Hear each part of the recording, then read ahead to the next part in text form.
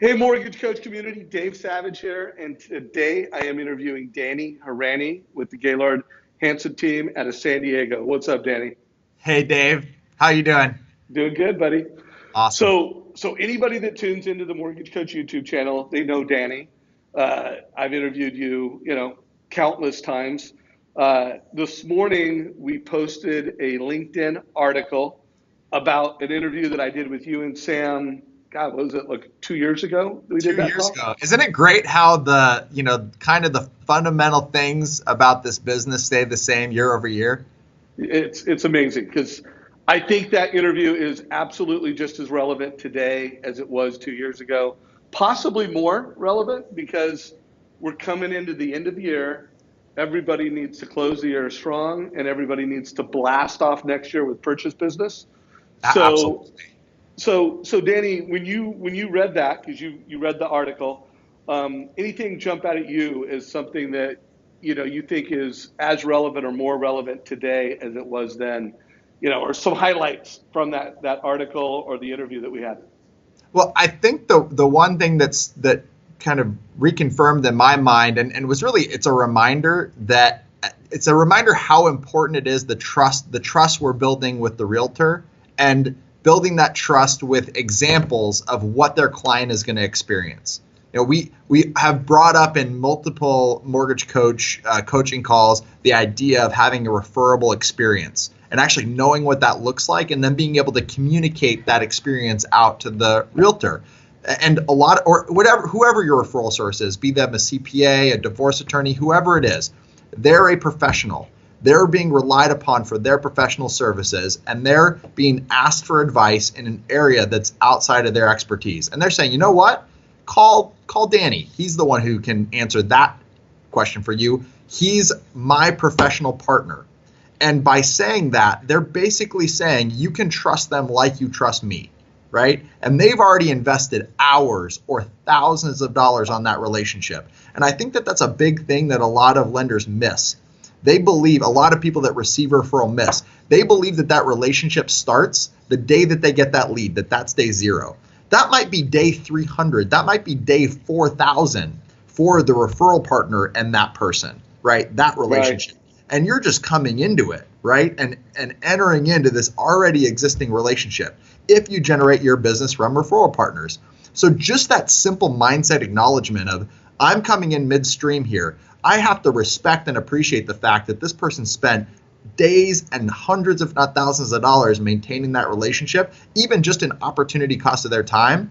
And just having the mindset of you have a responsibility around that to be a steward of that relationship right from the start is a complete game changer. And then if you take the next step on that to say, okay, well, what would a steward do with this relationship? They would respect it and they would do everything in their power not to embarrass that partner and to honor the fact that they were having that trust that was earned over time passed to them, right?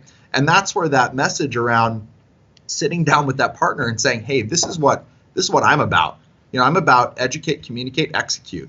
And if you're interested in that, I'm going to show you, not just tell you that that's what I'm about, but I'm going to show you how I do that. Right. And everybody's fundamental thing might be different. Some people might get very deep and relational. Some people might just say, hey, I'm about having fun and we're going to go hang out. And that's what my process is about. But this is not just my foundation, but this is how systematically I'm able to maintain that and pass that on to your clients so that you look like a rock star every time.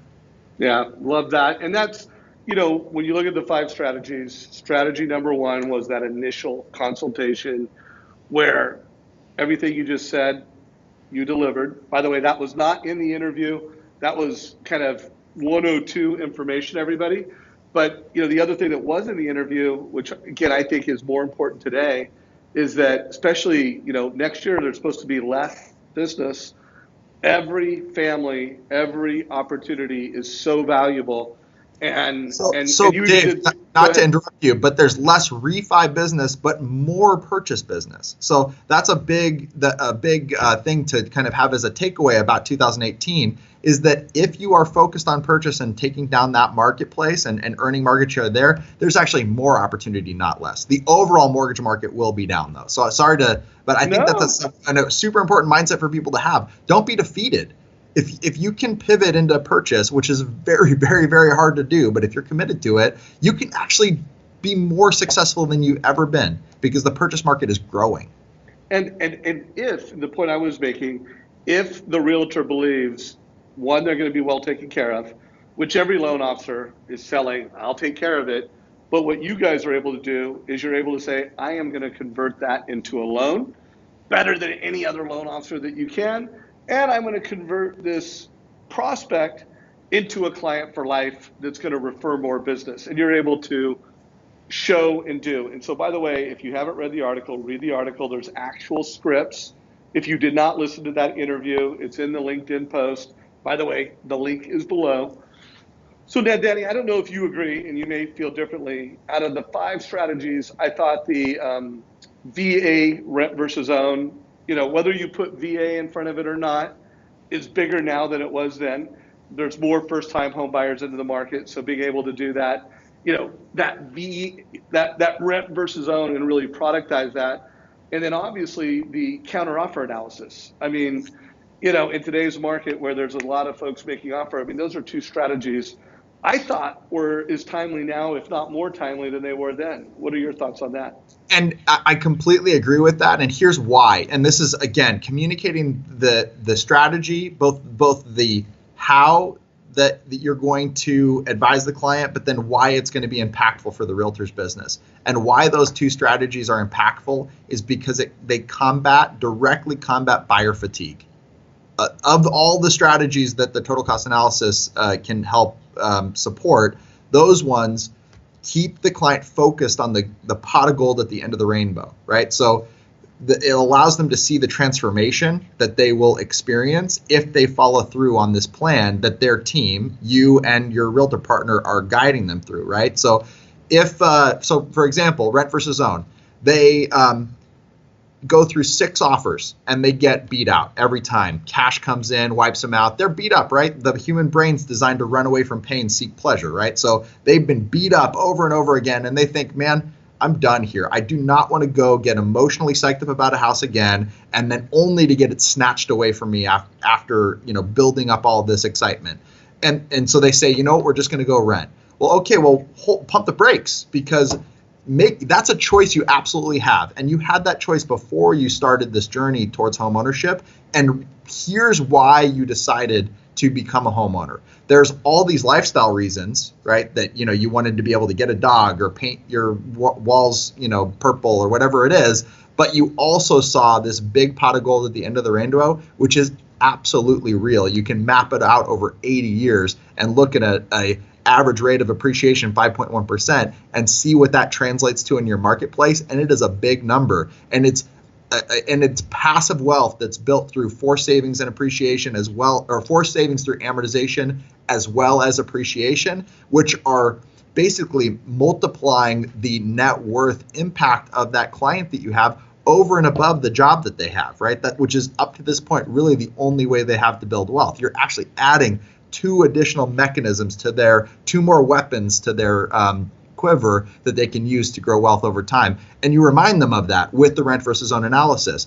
And the counteroffer analysis, Dave, I just came up with another script on this. I had a counteroffer conversation the other day, and it resonated really well, so I'll share it today. Whether people want to use it or not is up to them. But they were saying, they came, they're like, well, we just don't want to get in a multiple counteroffer situation. We're really committed to avoiding that. So if we get into a multiple counteroffer situation, we're just gonna go away. We're automatically gonna retreat from that situation. We don't want to have a counteroffer, right? And so I said, you know what? That's totally within your right if that's how you want to strategize around this. But just know you're not choosing to not negotiate at all. Either you choose to negotiate with the other buyers of that home, or you're negotiating with time. And time will always win the negotiation because it doesn't care what you think. All it cares about is that it's going to go up 5% a year on average, and that's what you're going to pay no matter what. So you can choose to negotiate for that house, or you can negotiate with time. Up to you. All good, right? We're just going to be here anyway. So, and they were like, whoa, I never thought of it that way. Cool. Well, now you have an opportunity to see that a non-choice is a choice, always. Yeah, no, I'm sure, again, why realtors like to refer business to you.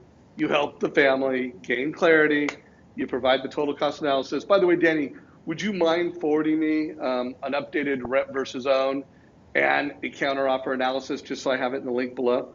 Yeah, sure. I'll send them Okay. over. No worries. So we'll make sure that there's one, a link to the article, two, a link to the original email, and two sample total cost analysis, one rep versus own, and one counteroffer analysis will be in the description. You're watching this on YouTube.